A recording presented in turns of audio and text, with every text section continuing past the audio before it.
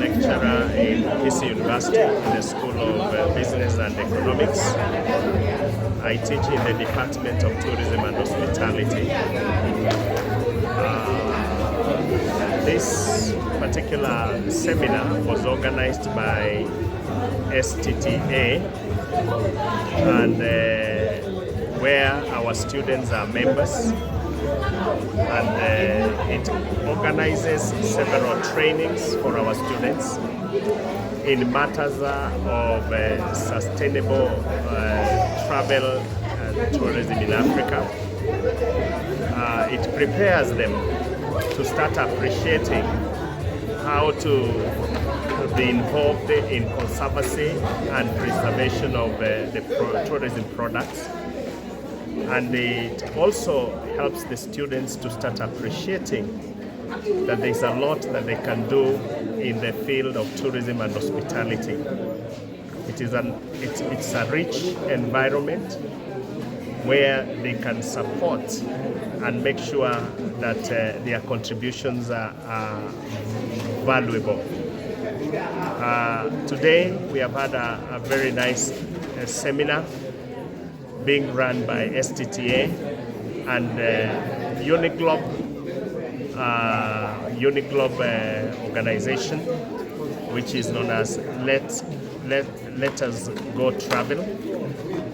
These are majorly organizations that are empowering the students so that they can be able to appreciate the resources that we have in Kenya in the area of tourism and hospitality and how they can be involved.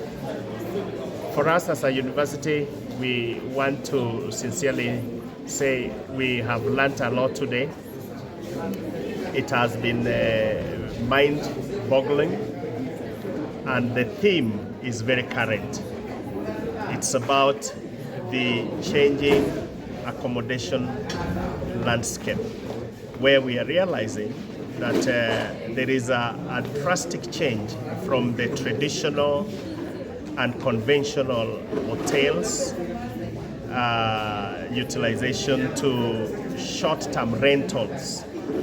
For example, the Airbnb, which are very common.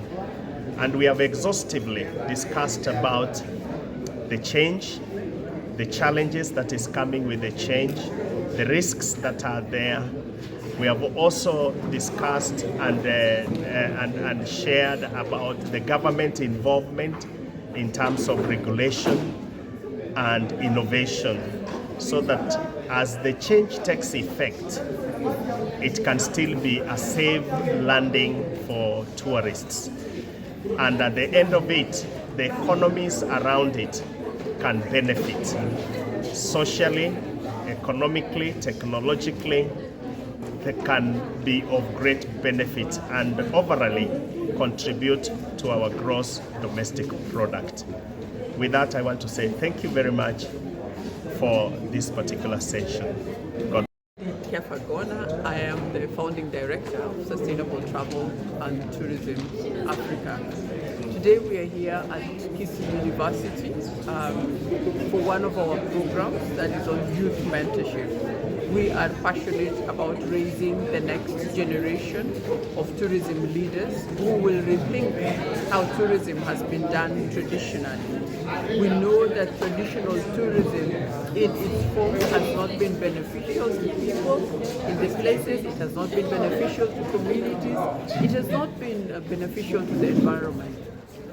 This program called the STTA Young Changemakers program is actually a young leaders program. We are passionate about raising not employees. We don't want them to leave the university as looking for somebody to employ them. We don't just want them to have book knowledge and head knowledge.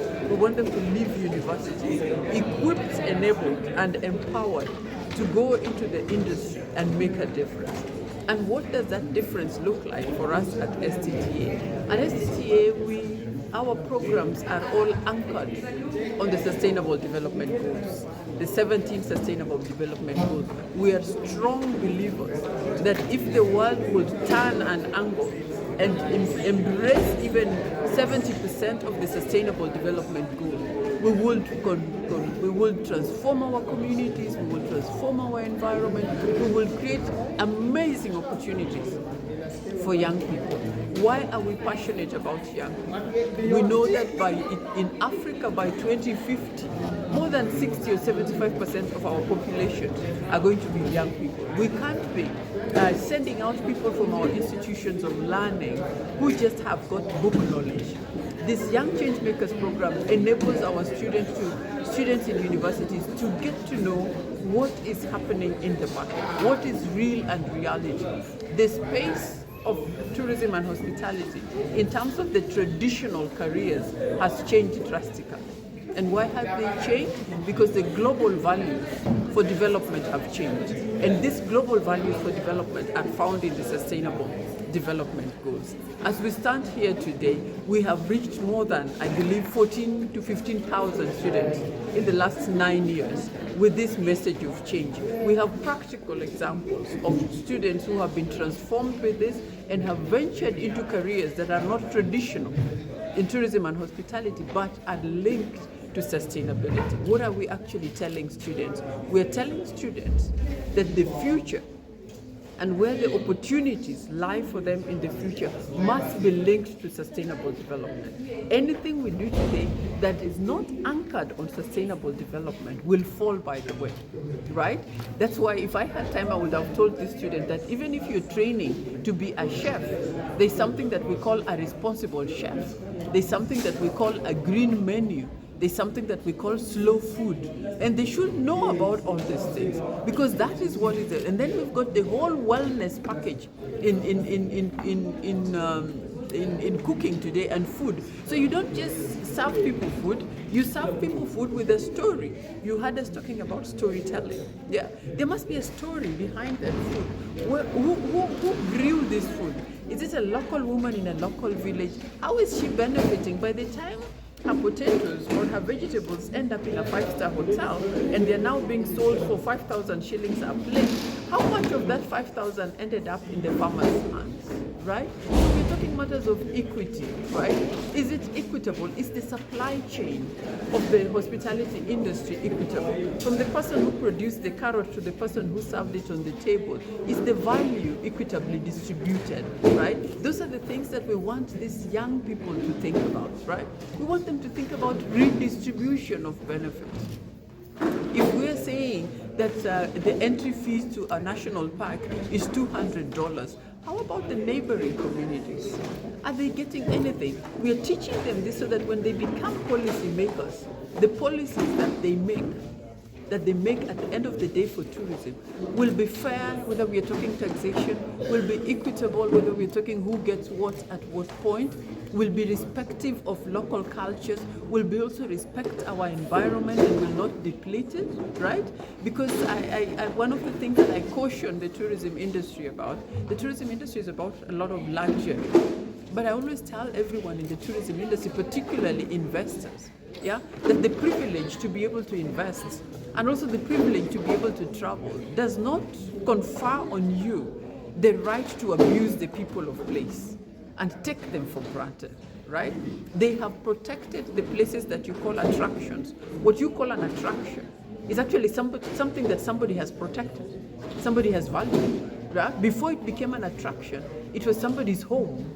It is somebody's lifestyle that created it and made it into an attraction. So that person deserves equal recognition and respect and deserves to get equal value from tourism. For example, today we are talking short-term rentals, and we had our panelists talk about government going to regulate all these short-term rentals. Remember that some short-term rentals are right inside our villages.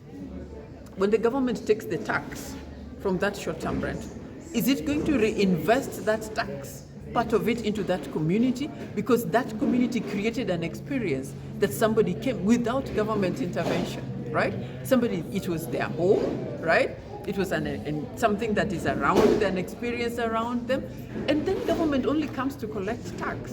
How is the government going to give back to short-term rentals? Because they have taken the initiative to share their places, to share their homes, to share their experiences. You charge me a tax and you ask me to pay for a license. What are you giving back to my community? because as a community, we have created that experience. So the issues around sustainability are diverse, right? And even when we started in 2017, the issues keep emerging. And almost every other month we have a conversation. All these conversations are supposed to open up our minds and change perspectives about how we do tourism in Africa. The percentage of the tourism benefit that comes to Africa from the global pie is negligible. It's even less than 10%. But if we look at Africa by itself as a market, we can actually grow our tourism and grow it responsibly. And if we grow it with the right values, it will transform the lives of our host communities. Because the beauty of tourism is that it is consumed at source. Somebody has to come. Don't we see the opportunities that we have for our communities getting enriched from tourism? But the policies that we have today and how we run tourism today, how we plan tourism today, excludes quite a number of communities. We are focused on big investments in the cities and all the other places, whereas our niche, which is what we've been talking about here, is the authentic African experience. And the authentic African experience is not in Nairobi City, right? The authentic African experience is going to be found in our communities. So all our communities are waiting, tourism destinations in waiting, only that government policies are biased when it comes to tourism development. So I'm excited every time I am in the presence of students like this to inspire them, to know that what they're doing is valuable. Its transformational capabilities have not even been exploited in this continent. What tourism can do for this continent has not been exploited. We've just scratched the tip of the iceberg. And we are hoping through this program that as we send out as many tourism leaders, like I said, equipped, enabled, and empowered with the right skills to ask the right questions, to write the right policies, to be in the right places, to develop the right products, to talk about the right experiences, with the right mindset, one that has been transformed, right? Transforming from us thinking that we are recipients, right? And changing our minds to say we are the owners of the resource. We are the owners of the resource. We can design it the way we want, we can share it the way we want, and we can give it power and the value that it needs in the marketplace. This is the big message of the young change makers. That's why we call it a change makers program. Right. How often do you? Of seminars, we do at least 10 of them in a year. Essentially, that will be at least one in a month, but sometimes we do 2 in a month. But on the minimum, we do 10 seminars in a year. We rotate amongst universities. There are about between 17 and 19 universities, because some years some universities don't operate. So all these universities, not all of them will host, but as many of them will attend at least one of those 10 seminars. Thank you so much. Thank you.